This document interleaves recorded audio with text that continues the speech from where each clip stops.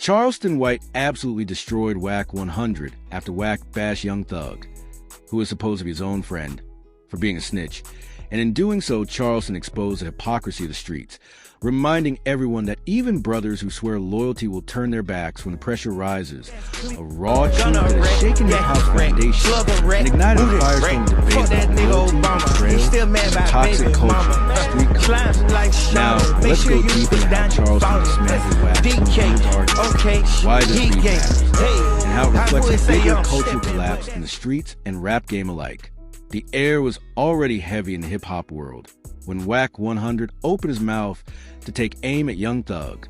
Wack, known for his loud opinions and heated clubhouse rants, wasted no time labeling Thug as a snitch, someone who folded under the crushing weight of the YSL indictment. But the thing that set off an inferno wasn't just the insult. It was the fact that Wack 100 claimed to be a friend of Thug. Friendship in the streets is supposed to mean something. It's supposed to be the bond that survives pressure, rumors, indictments, and even years behind bars. But here was Wack, dragging Thug's name through the mud, using him as another piece of content to fuel his image as the ultimate truth teller of the game.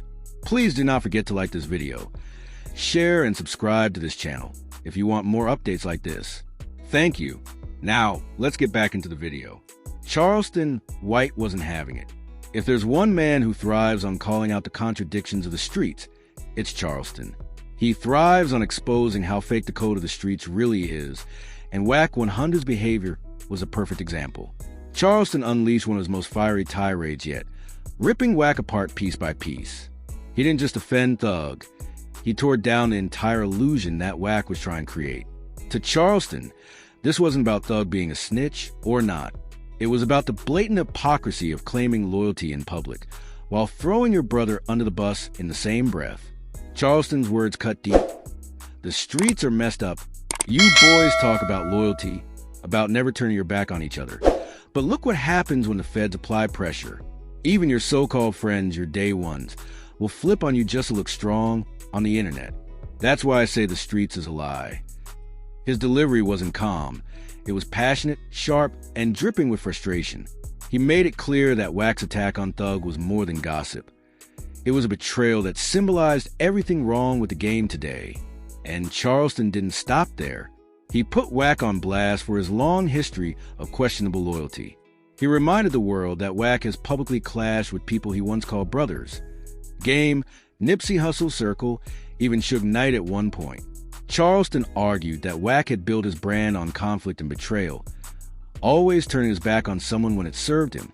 To Charleston, Wack was a living embodiment of why the streets are broken. Men claiming codes they don't live by, men preaching loyalty while selling their people out for clout. The reaction was instant. Social media erupted. Clips of Charleston's rant flooded Instagram, Twitter, and TikTok. Fans and critics alike couldn't help but weigh in. Some sided with Wack, saying he was only telling the truth about Thug's case. But the majority recognized the power in Charleston's words. They saw the raw honesty in his claim that the streets, as they exist today, are no longer built on loyalty, respect, or integrity. They're built on performance, clout, and survival. And in this moment, Charleston White wasn't just attacking Wack 100. He was ripping open the wounds of the entire culture. To really understand why this clash hit so hard, you have to zoom out and look at the context. Young Thug has been fighting for his freedom in one of the most high-profile RICO cases in modern rap history. His trial isn't just about him. It's about the culture, about whether hip-hop lyrics can be used in court, about whether the system is targeting rappers in ways it never has before. For someone like Wack 100, who has been around the industry for decades, to take that moment and pile on his so-called friend was devastating to watch. It wasn't just Wack speaking. It was a reflection of how the streets have lost their backbone. And Charleston White, who has made a career out of exposing these contradictions, knew he had to say something. Charleston argued that the word snitch itself has been twisted. Back in the day, a snitch was someone who lived a life, benefited from the code, and then told on his people to save himself. But Charleston reminded everyone that today, the label is thrown around recklessly. People are calling Thug a snitch without even understanding the details of his case. To Charleston, it was cowardly for Wack to join that chorus, especially given their supposed friendship. How you gonna call yourself a man? How you gonna call yourself loyal and then spit on your brother when he's down? Charleston asked, "That ain't real. That's cowardly." The brilliance of Charleston White in this moment was that he didn't just defend Thug. He elevated the conversation. He exposed how loyalty is conditional in today's game.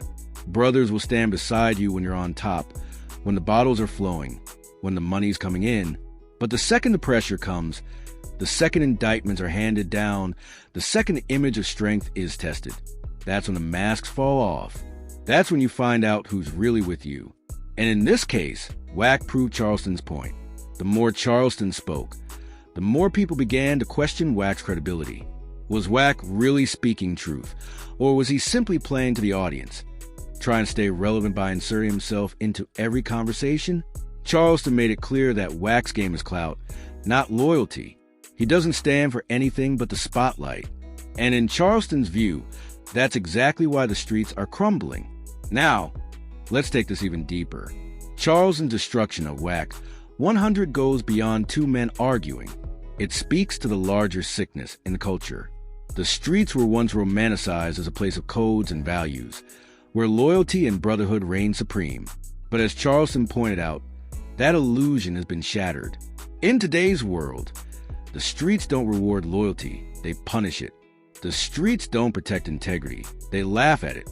And every time someone like Wack 100 throws his brother under the bus, it becomes clearer that the streets are nothing more than a cycle of betrayal. This is why Charleston resonates with so many people despite his own controversies. He says out loud what others are too afraid to admit. He forces people to confront uncomfortable truths, and in this case, he forced hip-hop to admit that Wack 100's words about Thug were a betrayal that reflected a bigger cultural problem. People don't want to admit it, but Charleston was right. The streets are messed up and loyalty is dead. In the aftermath, fans of Thug rallied around Charleston's words.